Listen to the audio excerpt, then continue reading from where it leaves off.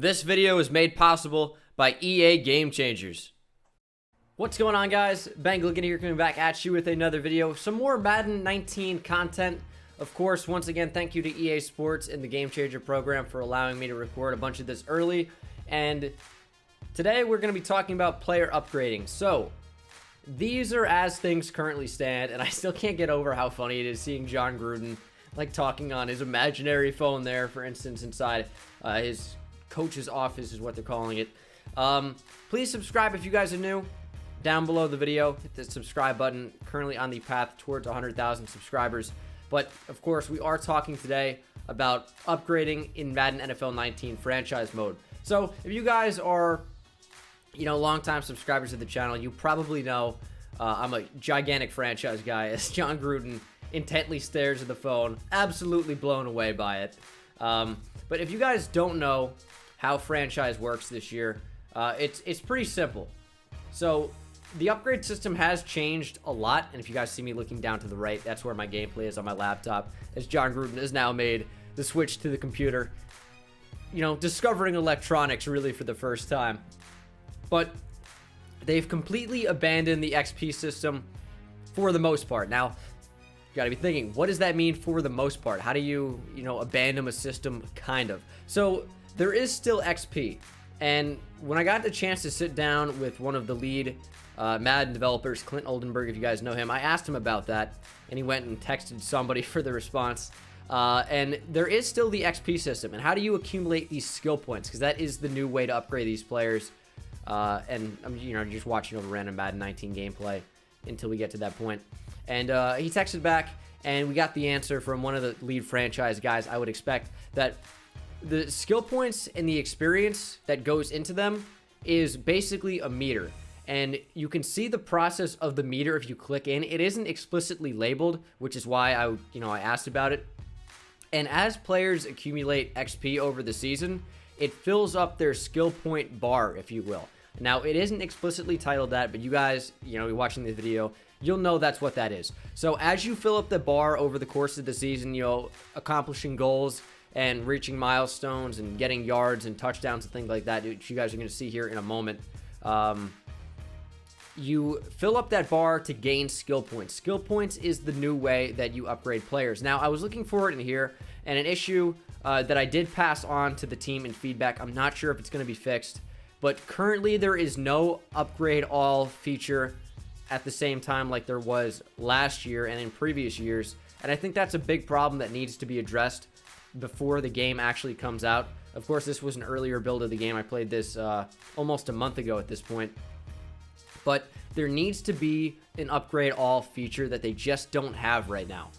And currently, if you wanted to upgrade everybody at the same time, I think what you'd have to do is go into settings, turn on auto progression, and then simulate a week.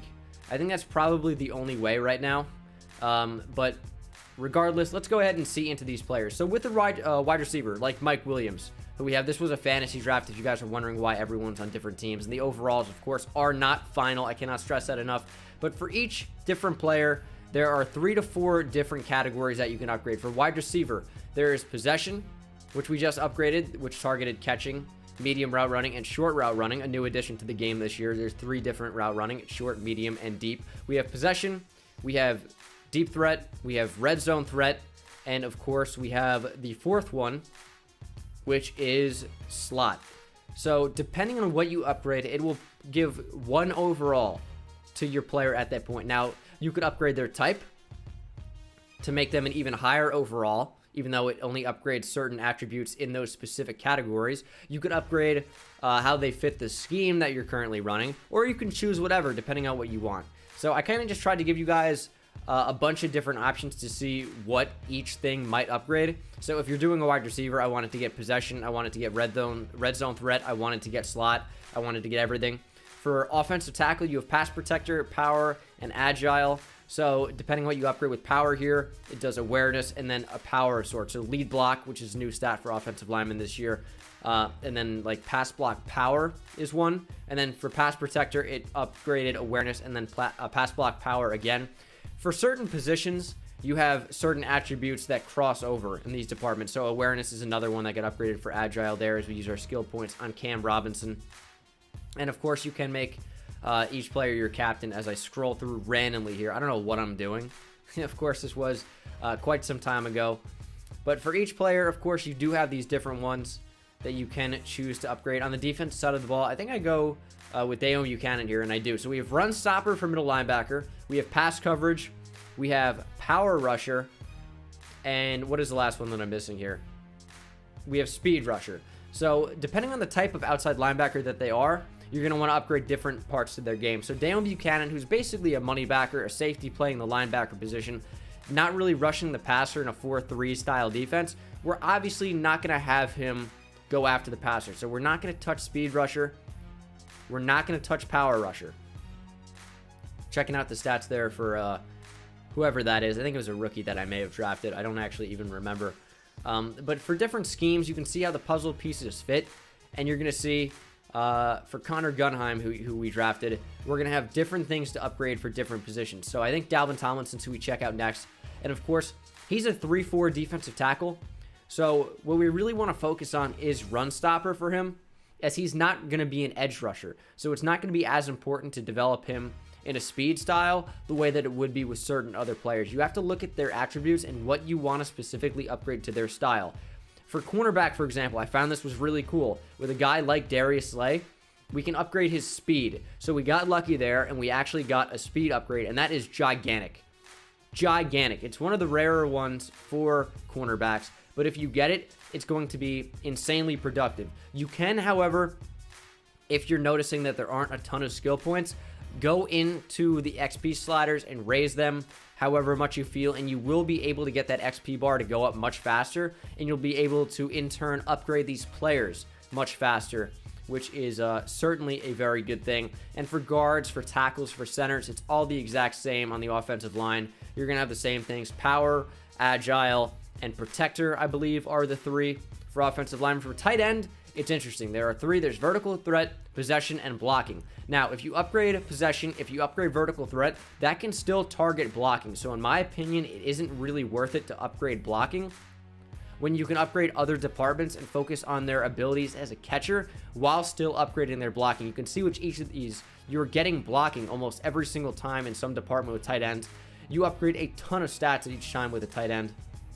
So in my opinion, if you're going to draft any position to upgrade over the course of time, you're going to want to target a tight end, and they can be balanced and just continue to get better over time. For running back, there's elusive back, receiving back, and power back. Currently, you see the puzzle piece under power back because we're in a power run style scheme, but Le'Veon Bell is an elusive style back in the game, so you can raise his overall by choosing elusive back. Although, if you choose power, you can get trucking maybe. It really depends on how you want to do it. Of course, for interior defensive lineman, power rusher, run stopper, speed rusher, that's pretty much the same across the defensive line. It's the exact same between all position groups. So for defensive back, it's the same, I believe. Well, actually, excuse me. For cornerback, it's the exact same. For safety, it changes a little bit. For linebacker, it's all the same on the inside. And then on the outside, it does change because of the specific scheme that you might run, whether it's a 3-4 or a 4-3. I really hate to ramble. I just kind of wanted you guys to see the gameplay and kind of get my 2 cents on the upgrading system in the mode. I actually like it more for the most part. The only thing that I don't love is that you're limited on the skill points that you can get, especially with default sliders.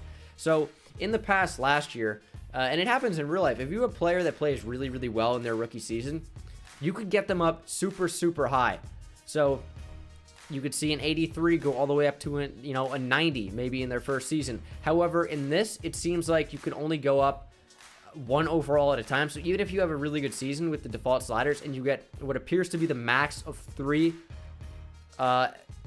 upgrade points, we'll call it, skill points is what they're called, with that particular player, you can only upgrade that equivalent of overall. So it would be plus 3 overall. So even if they start out as an 80, play insane, have a ton of skill points, which I guess is 3 with the default sliders, you're only able to upgrade them to an 83 overall going into their second season. Some are going to like this change a lot, some not so much. It seems like with players that you draft, this kind of puts a limit on how short of a time it takes to upgrade them.